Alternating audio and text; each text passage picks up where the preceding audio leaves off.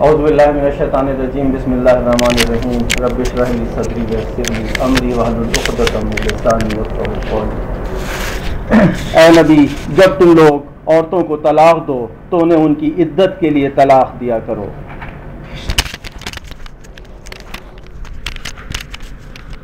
اور عدت کے زمانے کا ٹھیک ٹھیک شمار کرو، اور اللہ سے ڈرو جو تمہارا رب ہے۔ زمانہ عدت میں نہ تم انہیں ان کے گھروں سے نکالو اور نہ وہ خود نکلیں، الا کہ وہ کسی سری برائی کے مرتکب ہوں۔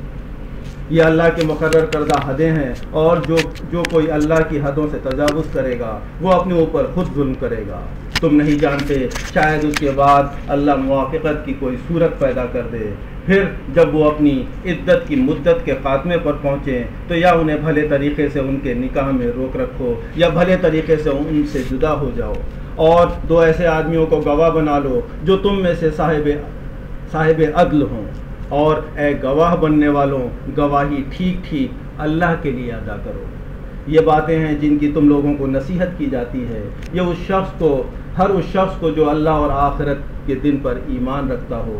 جو کوئی اللہ سے ڈرتے ہوئے کام کرے گا، اللہ اس کے لیے مشکلات سے نکلنے کا کوئی راستہ پیدا کر دے گا، اور اسے ایسے راستے سے رزق دے گا جدھر اس کا گمان بھی نہ جاتا ہو۔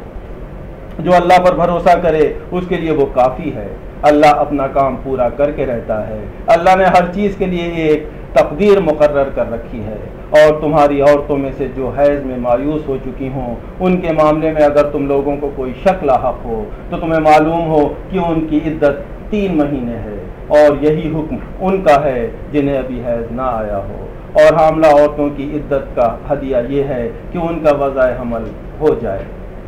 جو شخص اللہ سے ڈرے اس کے معاملے میں وہ سہولت پیدا کر دیتا ہے، یہ اللہ کا حکم ہے جو اس نے تمہاری طرف نازل کیا ہے۔ جو اللہ سے ڈرے گا اللہ اس کی برائیوں کو اس سے دور کر دے گا اور اس کو بڑا اجر دے گا۔ یہ پچھلے ہفتے کا درس تھا، اب آج کا درس جو ہے، ان کو زمانہ عدت میں اسی جگہ رکھو جہاں تم رہتے ہو، جیسی کچھ بھی جگہ تمہیں میسر ہو، اور انہیں تنگ کرنے کے لیے ان کو نہ ستاؤ، اور اگر وہ حاملہ ہوں تو ان پر اس وقت تک خرچ کرتے رہو جب تک ان کا وضع حمل نہ ہو جائے۔ پھر اگر وہ تمہارے لیے بچے کو دودھ پلائیں تو ان کی اجرت انہیں دو، اور بھلے طریقے سے باہمی گفت و شنید سے طے کر لو۔ لیکن اگر تم نے اجرت طے کرنے میں ایک دوسرے کو تنگ کیا تو بچے کو کوئی اور عورت دودھ پلائے گی۔ خوشحال آدمی اپنی خوشحالی کے مطابق نفع دے، اور جس کو رزق کم دیا گیا ہو وہ اسی مال میں سے خرچ کرے جو اللہ نے اسے دیا ہے۔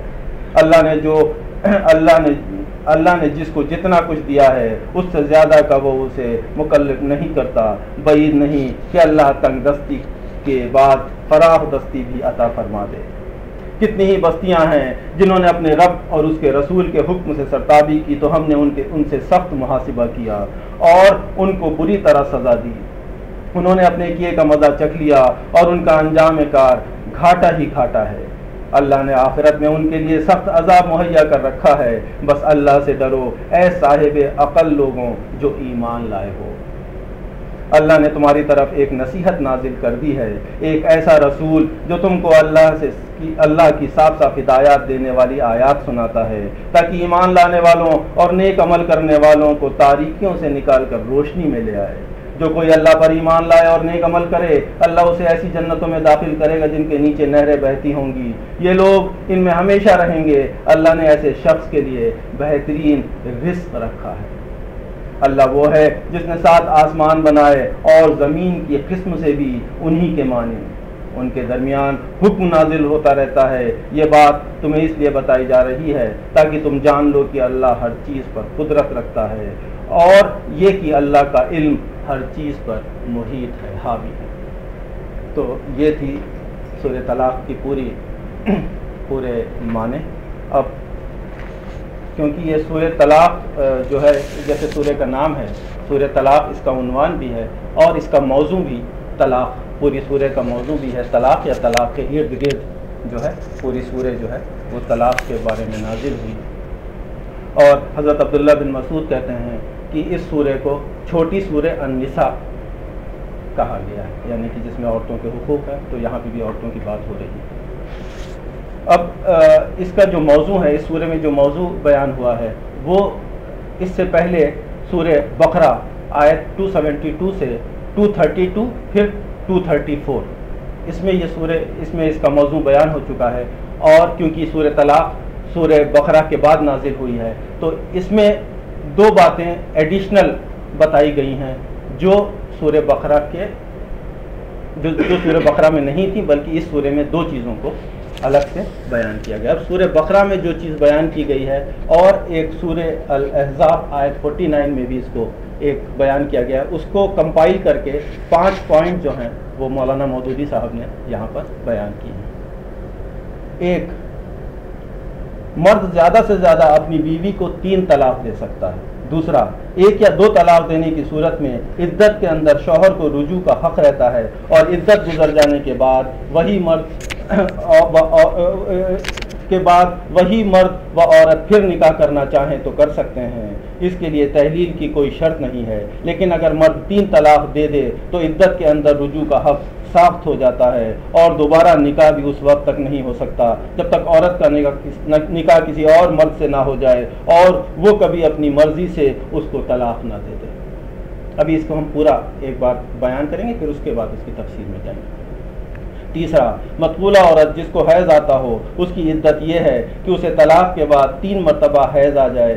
1 طلاق یا 2 طلاق کی صورت میں اس عدت کے معنی یہ ہیں کہ عورت ابھی تک اس شخص کی زوجیت میں ہے اور وہ عدت کے اندر اس سے رجوع کر سکتا ہے، لیکن اگر مرد 3 طلاق دے چکا ہو تو یہ عدت رجوع کی گنجائش کے لیے نہیں ہے، بلکہ صرف اس لیے ہے کہ اس کے ختم ہونے سے پہلے عورت کسی اور شخص سے نکاح نہیں کر سکتی۔ چوتھا، غیر مطلوبہ عورت جسے ہاتھ لگانے سے پہلے ہی طلاق دے دی جائے اس کے لیے کوئی عدت نہیں ہے، وہ چاہے تو طلاق کے فوراً بعد نکاح کر سکتی ہے۔ یہ سورہ الاحزاب آیت 49 میں یہ بیان کیا گیا ہے۔ پانچواں، جس عورت کا شوہر مر جائے اس کی عدت 4 مہینے اور 10 دن ہے۔ تو ان 5 چیزوں کو اگر ہم دیکھیں بریف میں، اگر ہم اس کو دیکھتے ہیں تو کیا ہے؟ عورت کی ایک عدت شروع ہوتی ہے، اسے عدت رجوع کہتے ہیں، یعنی اس عدت میں مرد 2 یا 2 سے کم طلاق دے گا، اور اس کی جو مدت ہے، یعنی اس کا جو پیریڈ ہے وہ 3 حیض ہے، یعنی 3 حیض تک، یعنی 3 مہینے اگر اسے ایسٹیمیٹڈ لگا لیا جائے تو 3 مہینے کی عدت ہے، جس میں اسے 2 طلاق دینے کا حق ہے۔ لیکن اگر اس نے شروع میں ہی 3 طلاق دے دی جو کہ ناپسندیدہ ہے تو یہ عدت کی مہلت جو ہے وہ ختم ہو جاتی ہے۔ اس عدت کی مہلت تبھی تک ہے، یہ عدت رجوع کہتے ہیں اسے، کہ اس عدت میں 2 یا اس سے کم طلاق دے گا جس میں اسے رجوع کی گنجائش باقی رہے گی، یعنی کہ اس میں ایگریمنٹ، اس سے پھر سے وہ اپنے نکاح میں لے سکتا ہے، یعنی اس کی پھر سے وہ بیوی بن جائے گی۔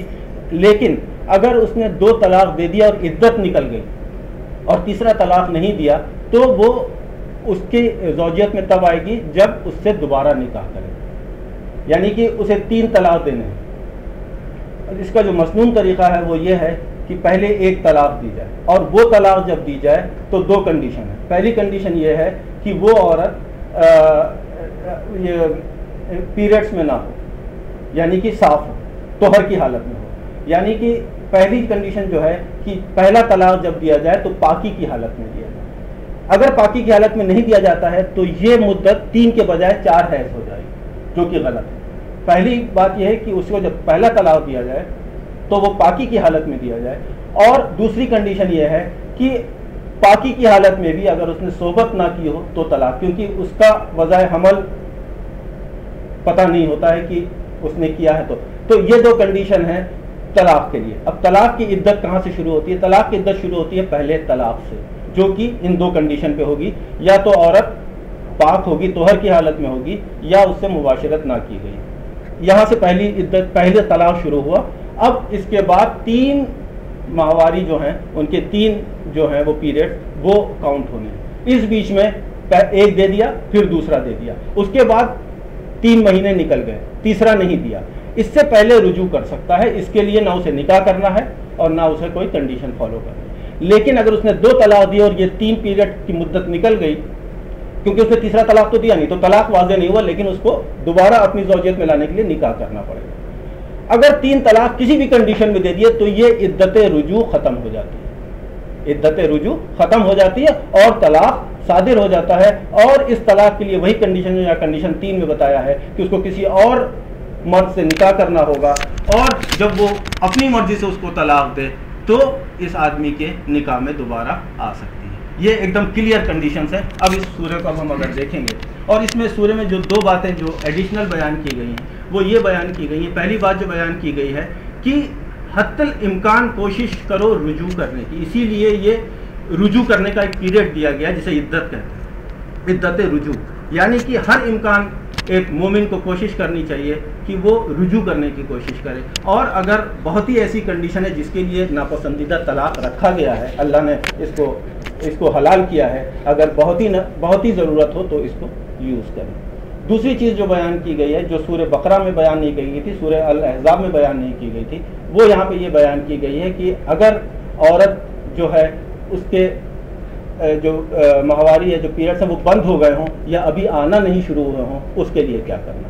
تو یہ 2 چیزیں ایسی ہیں. اور جو یہاں پہ 2 حدیث ہیں جس کو پڑھنا ضروری ہے کہ جو اللہ کو ناپسندیدہ حلال چیزوں میں سے جو سب سے زیادہ ناپسندیدہ چیز ہے وہ طلاق ہے. اس کی 2 حدیث ہیں اور دونوں ہی ابو داؤد سے ہیں.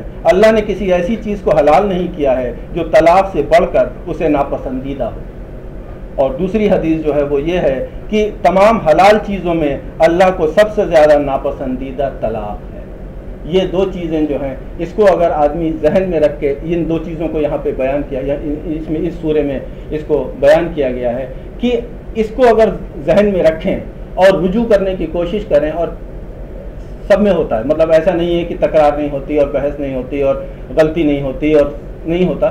تو اگر اس کو خیال میں رکھیں تو رجوع کی گنجائش جو ہے وہ باقی رہتی. اسی لیے اس سورے میں کہا ہے کہ ایسا نہ ہو کہ تم نے طلاق دیا اور عدت سے پہلے اس کو گھر سے نکال دیا، وہ جا کے میکے بیٹھ گئی، اب اس کے بعد تم نے دوسرا دے، تو رجوع کرنے کی کوئی گنجائش نہیں بچی. اسی لیے ہے کہ اس کو وہیں رکھو جہاں تم رہتے ہو، اس کے ساتھ ویسے ہی رہو جیسے رہتے تھے، مطلب جو کھانا پینا ہے. اور کوشش دونوں کو کرنی چاہیے کہ رجوع کرنے کی کوشش کریں. اور اسی سے یہ پوری سورہ یہاں سے شروع ہوتی ہے. اس کو ہم تفصیل سے دیکھتے ہیں. اے نبی، جب تم لوگ عورتوں کو طلاق دو تو انہیں ان کی عدت کے لیے طلاق دو. یہ جو عدت ہے یہ عدت رجوع کی بات ہو رہی ہے. یعنی کہ جب طلاق دو تو عدت کے لیے طلاق دو. یعنی کہ ایسا نہیں ہے جلدی میں 3 طلاق دے دیا اور عدت کا موقع ہی نہیں رہا. تو یہاں پر جو ہے یعنی تم لوگ طلاق دینے کے معاملے میں جلد بازی نہ کیا کرو کہ جو ہی میاں بیوی میں کوئی جھگڑا ہوا فوراً یہ غصے میں آ کر طلاق دے ڈالی اور نکاح کا چھٹکا اس طرح کیا کہ رجوع کی گنجائش بھی نہ رہی. یعنی تینوں دے دیے، اب رجوع کی تو کوئی گنجائش ہی نہیں نا، طلاق تو ہو گئی.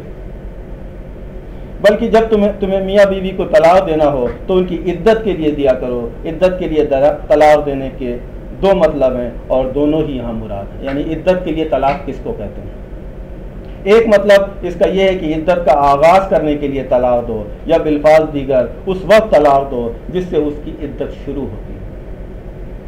آگے فرمایا کہ اس کا حساب رکھو. آگے ابھی اس کے بعد ہی فرمایا کہ اس عدت کا حساب رکھو.